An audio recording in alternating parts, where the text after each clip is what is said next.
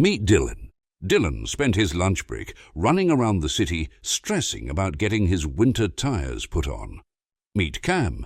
Cam spent his day sitting on the couch eating pizza. They both got their winter tires put on, but Cam, he didn't leave the couch. The difference? Sherwood Ford at your door. While Dylan was getting his car out of the snow, Cameron had Sherwood Ford pick up his vehicle from the driveway and take it to the dealership, while Dylan sat in a waiting room for his vehicle to get looked at. The technicians were already swapping over Cam's tires. Dylan, hungry, didn't have time to get food before having to go back to work. Cameron didn't do much of anything.